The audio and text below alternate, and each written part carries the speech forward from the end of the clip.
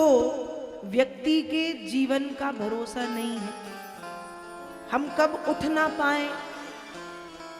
इसलिए सोने से पहले राम नाम, और जैसे ही नींद खुले सबसे पहले राम नाम।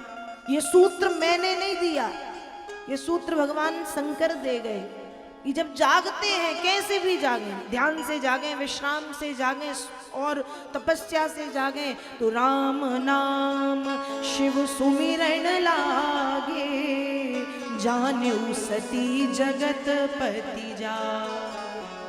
राम नाम का सुमिरन भगवान शंकर करते हैं।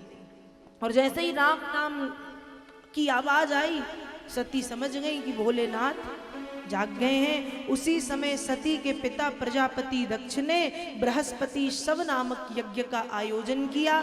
खूब बड़े बड़े देवताओं को बुलाया, विमानों में बैठ करके देवता निकले जा रहे हैं।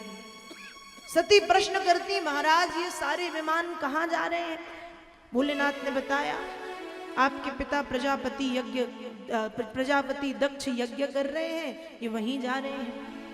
सती कहती, अच्छा फिर तो हमें भी चलना चाहिए, क्योंकि ये तो नियम है माता पिता के घर, गुरु के घर, मित्र के घर जाने के लिए निमंत्रण का इंतजार नहीं करना पड़ता। माता पिता घर तो उठो और चल दो, गुरु घर उठो और चल दो, मित्र के घर उठो और चल दो। यहाँ फॉर्मेलिटी, यहाँ व्यवहारिकता नहीं लगती कि कार्ड मिले, निमंत्रण पत्र मिले तभी हम जाएं। तो सती ने कहा, पिताजी का घर है, बुलाएं ना बुलाएं हमें तो जाना चाहिए। भगवान शंकर बोले, बात तो बिल्कुल सही है देवी जी, लेकिन जाना वहीं चाहिए जहां प्रेम मिले।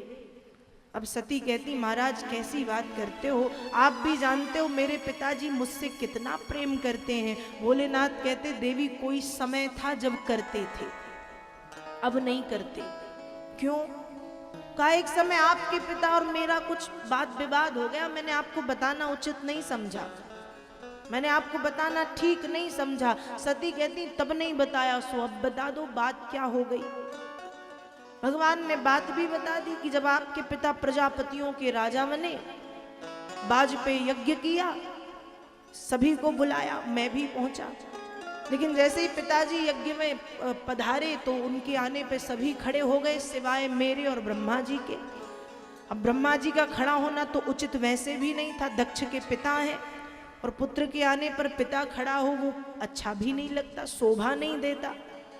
पिताजी आए पुत्र खड़ा हो जाए वो शोभा देता है, वो संस्कार है।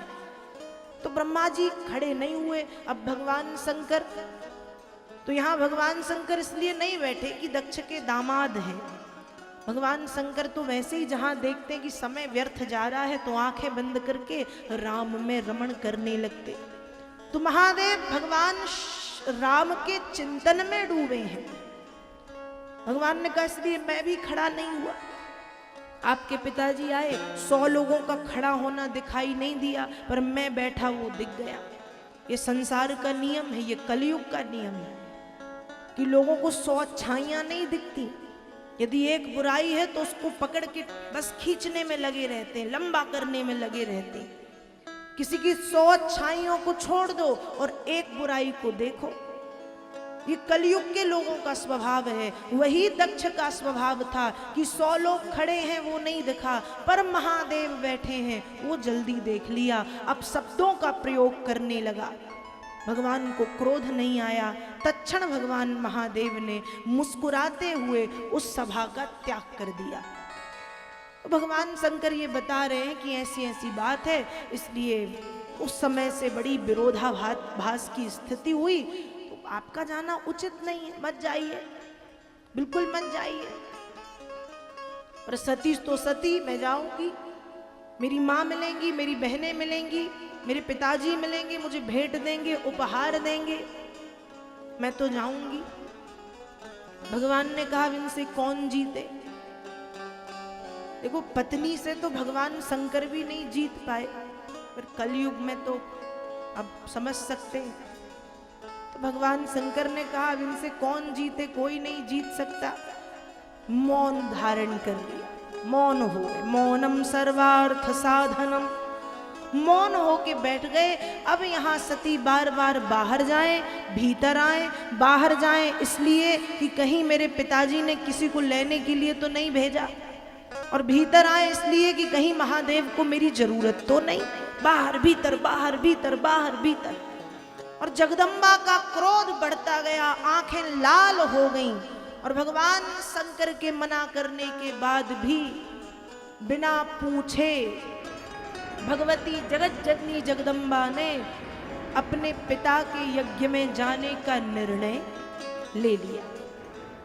अकेले जाने लगी। भगवान शंकर ने देखा, नंदी भृंगी इत्यादि सभी को पीछे से भेजा कि जब एक बेटी पिता के घर से पति के घर आती है तो सम्मान के साथ आती है, और जब पति के घर से पिता के घर जाए तब भी सम्मान के साथ जाए। इसलिए शंख घंटी बाजे, नंदी भृंगी श्रृंगी इत्यादि के साथ सती को गंगा के तट पर पहुंचाया।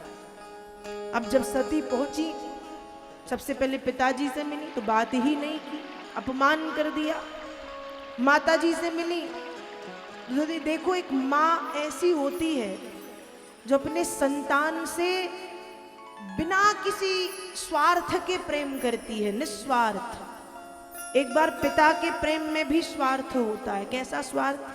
कि बच्चे आगे बढ़ जाएं, बच्चे पैरों पे खड़े हो जाएं, बच्चे कुछ करने लगे तो पिता का नाम रोशन करेंगे। लेकिन माँ का स्वार्थ ये भी नहीं होता। माँ को तो बस ये दिखता ठीक से खाया, तबीयत तो ठीक नहीं, तबीयत खराब तो नहीं है, ठीक से भोजन कर लिया, ठीक से पानी पी लिया, अच्छे से हो, प्रसन्न हो। माँ का सिर्फ इतना ही स्वार्थ है बच्चों से। तो माँ की ममता अद्वितीय है, निस्वार्थ प्रेम करती है माँ अपनी संतान से। जब सती माँ से मिली तो एक माँ ही है जिन्होंने सती को हृदय से लगाया है। बहनों से मिली, बात नहीं की, व्यंग्यात्मक बातें की, ताने मारे। सती ने ध्यान नहीं दिया, सीधे यज्ञ मंडप के भीतर प्रवेश किया है। और जब यज्ञ मंडप के भीतर प्रवेश किया तो सभी देवी देवताओं का आसन है, लेकिन पूर्व और उत्तर दिशा के बीच में ईशान कोण में भगवान शंकर का आसन होता है, वहां महादेव का आसन नहीं था। तत्क्षण सती ने उत्तर दिशा तरफ मुख किया, एक पीला वस्त्र अपने ऊपर डाला और पिताजी से कहा कि मैंने कहा था कि यदि अपमान करोगे तो तुम्हारी पुत्री नहीं रह पाऊंगी। तुम्हारा तो कुछ मैं बिगाड़ नहीं सकती क्योंकि इस देह के पिता हो तुम, पर मैंने शरीर से बहुत पाप किए हैं, इसे यहीं पर जला करके मैं तत्क्षण भस्म करूंगी। उत्तर दिशा तरफ मुख करके पीला वस्त्र ओढ़ के दाहिने पैर के अंगूठे से योग अग्नि भगवती सती ने प्रज्वलित की, और उस योग अग्नि में सती जलने लगी। और जब सती योग अग्नि में जल रही थी,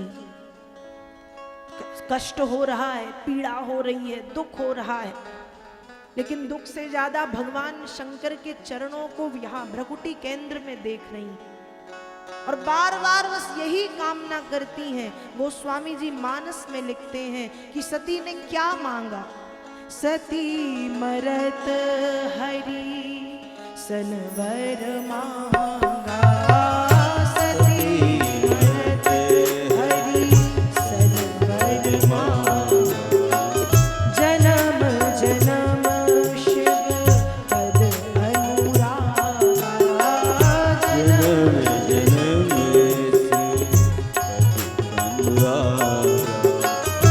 जन्म जन्म लगी रगड़ हमारी, जन्म जन्म लगी रगड़ हमारी, वरहु शंभुनत रहु कुंवारी, वरहु शंभुनत। सती ने भगवान शंकर से 2 वरदान मांगे। पहला तो ये कि जन्म जन्मांतरों तक मेरा प्रेम भगवान शंकर के चरणों में बना रहे, और दूसरा वरदान कि यदि फिर से जन्म होता है तो फिर से जन्म यदि हुआ इस संसार में मैं आई तो सैकड़ों हजारों लाखों करोड़ों वर्षों तक कुंवारी रहना पसंद करूंगी, पर विवाह करूंगी तो केवल भगवान महादेव से करूंगी। 2 वरदान मांगे, अपने देह को जला करके भस्म किया। और जब ये बात भगवान शंकर को पता चली, रुद्रगणों ने यज्ञ का विध्वंस कर दिया। भगवान शंकर ने वीरभद्र को और भद्रकाली को भेजा।